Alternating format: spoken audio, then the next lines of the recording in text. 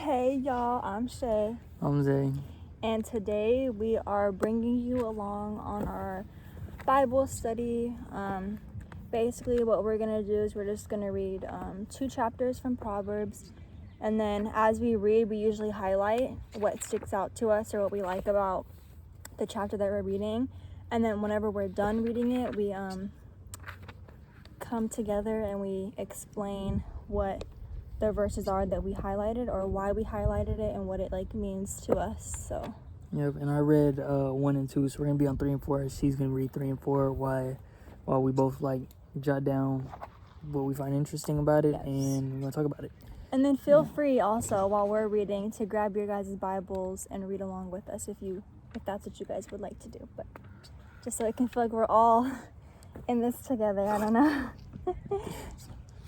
Yeah, and we are at Lake Paris. Dang, you should said the name. I don't even know where we are. What the heck? Right, you can crop it out. You can crop it out. Okay. All right, here we go. Okay. Proverbs chapter 3, trusting in the Lord. Okay. My child, never forget the things I have taught you. Store my commands in your heart. If you do this, you will live many years and your life will be satisfying. Never let loyalty and kindness leave you. Tie them around your neck as a reminder. Write them deep within your heart. Then you will find favor with both God and people, and you will earn a good reputation. Trust in the Lord with all your heart. Do not depend on your own understanding. Seek His will in all you do, and He will show you which path to take. Don't be impressed with your own wisdom. Instead, fear the Lord and turn away from evil. Then you will have healing for your body and strength for your bones. Honor the Lord with your wealth and with the best part of everything you produce.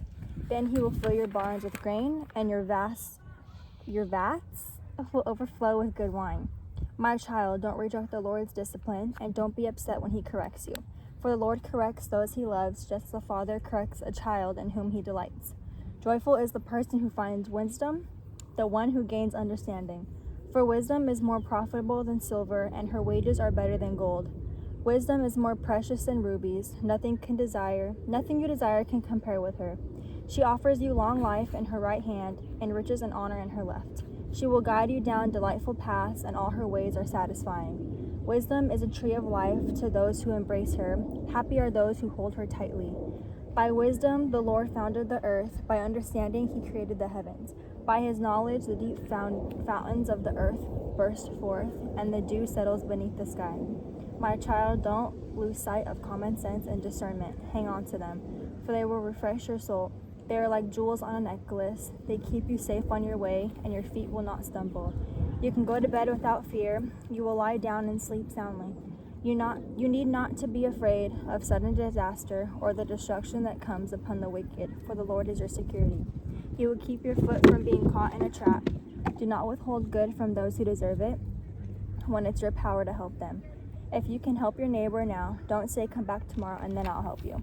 Don't plot harm against your neighbor, for those who live nearby trust you. Don't pick a fight without reason when no one has done you harm. Don't envy violent people or copy their ways. Such wicked people are detestable to the Lord, but He offers His friendship to the godly. The Lord curses the house of the wicked, but He blesses the home of the upright. The Lord mocks the mockers, but is gracious to the humble. The wise inherit honor, but fools are put to shame. Okay, that was all of chapter 3. Now we're going to move on to chapter 4, a father's wise advice. My children, listen when your father corrects you. Pay attention and learn good judgment, for I am giving you good guidance. Don't turn away from my instructions, for I too was once my father's son, tenderly loved as my mother's only child. My father taught me, take my words to heart, follow my commands, and you will live. Get wisdom, develop good judgment. Don't forget your words or turn away from them. Don't turn your back on wisdom, for she will protect you. Love her, and she will guard you. Getting wisdom is the wisest thing you can do, and whatever else you do, develop good judgment. If you prize wisdom, she will make you great. Embrace her, and she will honor you. She will place a lovely wreath on your head. She will present you with a beautiful crown. My child, listen to me and do as I say, and you will have a long, good life. I will teach you wisdom's ways and lead you in straight paths. Where you walk, you won't be held back. When you run, you won't stumble. Take hold of my instructions. Don't let them go. Guard them, for they are the key to life. Don't do as the wicked do, and don't follow the path of evildoers. Don't even think about it. Don't go that way. Turn away and keep moving. For evil people can't sleep until they've done their evil deed for the day. They can't rest until they've caused someone to stumble. They eat the food of the wickedness and drink the wine of violence. The way of the righteous is like the first gleam of dawn, which shines ever brighter until the full light of day. But the way of the wicked is like total darkness. They have no idea what they are stumbling over. My child, pay attention to what I say. Listen carefully to my words. Don't lose sight of them. Let them penetrate deep into your heart, for they bring life to those who find them and healing to their whole body. Guard your heart above all else, for it determines the course of your life. Avoid all perverse talk. Stay away from corrupt speech. Look straight ahead and fix your eyes on what lies before you. Make out a straight path for your feet. Stay on the safe path. Don't get sidetracked. Keep your feet from following evil. And that was all of chapter 4.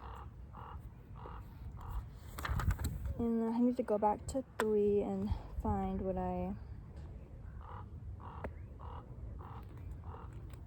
There's one thing that I see that made me think of my relationship that I need to really listen to. Okay, you want me to go first? I'll go first. So I really only highlighted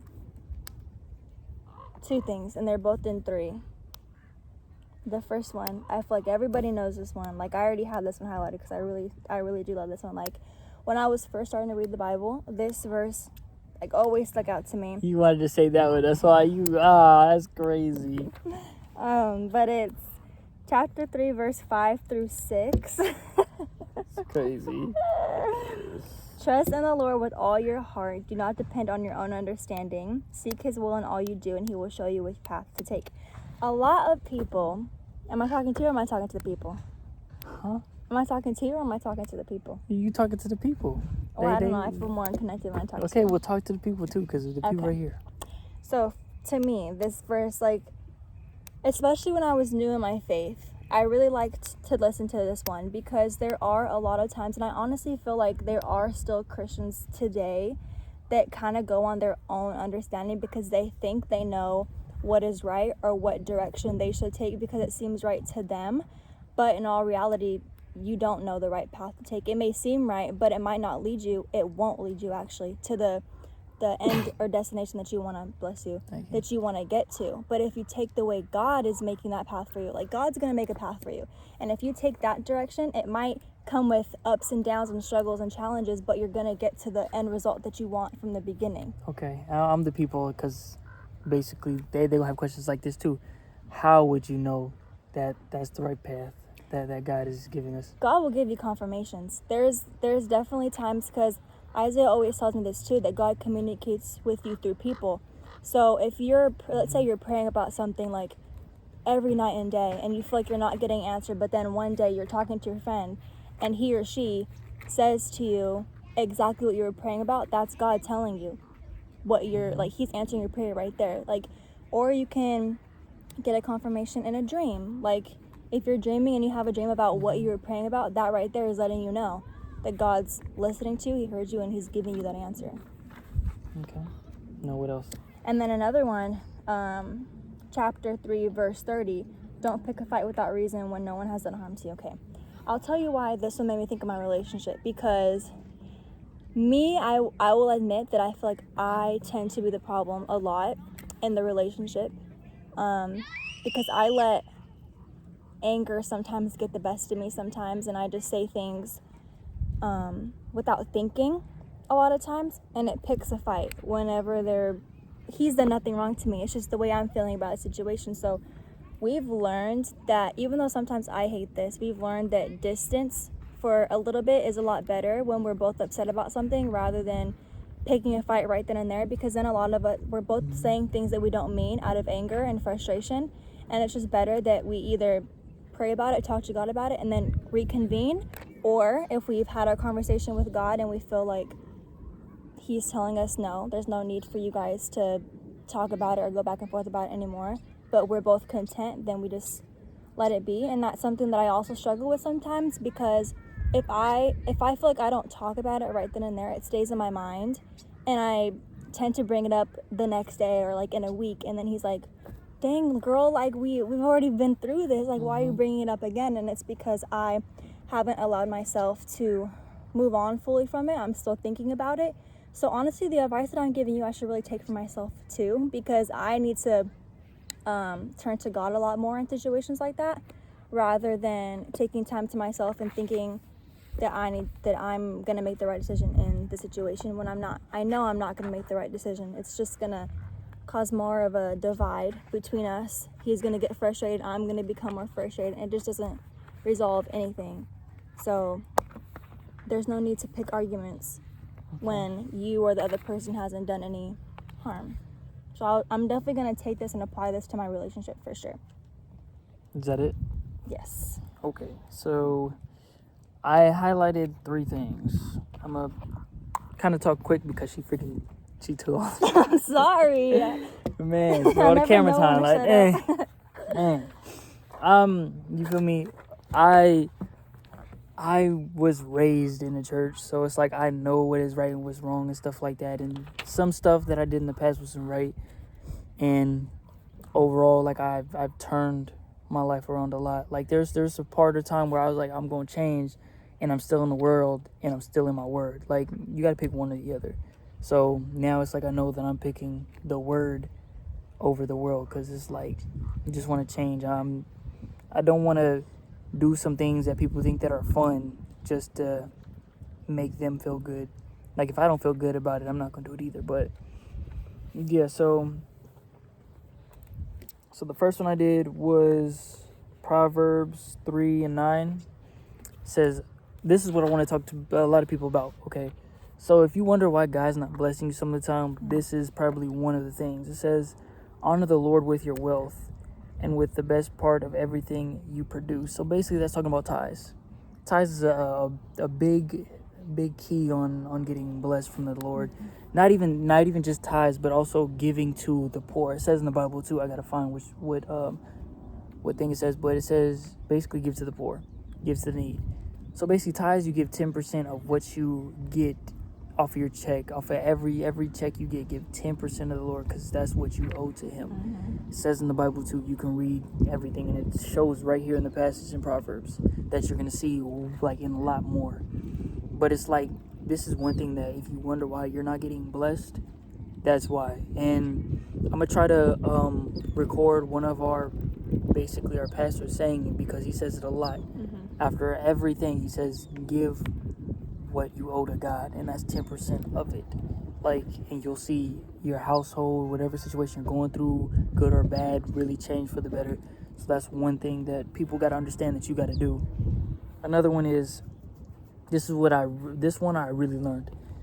It says, Proverbs 3:31, it says, don't envy violent people or copy their ways.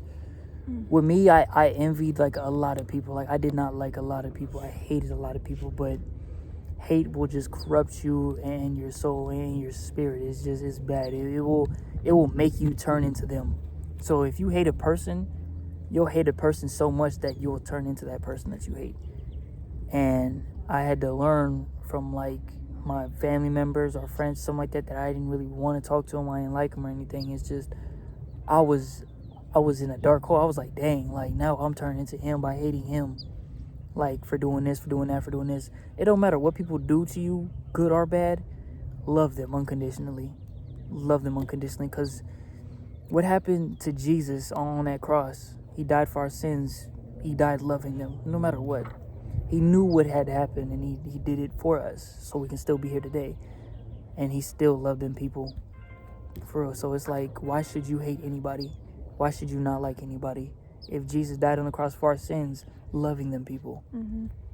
So if you ever envy somebody, if you ever don't like them, or if you see you changing in their ways, just remember what Jesus did for you. And then the last one that I did was Proverbs 4:26. It says, mark out a straight path for your feet. Stay on the safe path. Don't get sidetracked. Keep your feet from following evil. So, like what she said, like God will give you confirmation of your path. Sometimes God will send you in a tough path because on that tough path, it leads you to basically victory. So your path may be not making sense right now, but just hold on and wait and stay in the word, and then next thing you know, that path is just gonna just look amazing. Like, man, for real. Like, I didn't know that I was gonna be homeless and living in my car, but next thing you know, God, you feel me, changed for the better for my family, and we got a house and everything. We still going strong and stuff like that, but it's like stuff that you don't know that will happen to you are just there to basically build you and make you stronger as a person. So all paths are not like the yellow brick road on freaking Wizard of Oz. It's always bad, always rigged. But if you stay on that path knowing that it hurts, God is just making you stronger so you can receive the blessing that He's about to give you. So that's what I say about those things. But yeah, And I feel like our relationship is also a good example of that, because our I already knew relationship you was going to say that. because our relationship, honestly guys, has not been rainbows and flowers and like good times all the time. Like, we've definitely gone through some tough times to where neither of us thought that like we were going to get through and we were going to be together in the end, but like we stuck through it. I mean, there were times where we kind of fell a little bit and we did separate, but we came back and we came back stronger. And now I will say that like I feel like we're better than we ever have been. I feel like God has opened His eyes, He's opened my eyes. He's still working through us, for sure. We're still a work in progress, but I do feel like we've become a lot better than how we used to be in the past. And now we're talking about our future, guys. We're talking about moving out, we're talking about doing all these things, and it's just like, it's things that we talked about in the past too, but I don't think either of us were like serious about it. But now we know that we're on the same mindset, the same wavelength, and we want the same thing. So it was hard, but you just have to trust the process and the season that you're in, and God will make way. So that's it for the Bible studies. We're gonna keep doing this like every week. We're gonna start posting like freaking 3-4 videos or however we can post, because we're just trying to hurry up and get 30 videos out so we can start getting looked at and stuff like that. We can do like Bible study Tuesday videos. So every Tuesday we can do like a Bible study and then post it or something. So every Tuesday we're gonna post. So like right after this, I'll probably post it. So you'll probably get this tomorrow or today. So yeah. So see y'all later. Peace. Love y'all. Love you.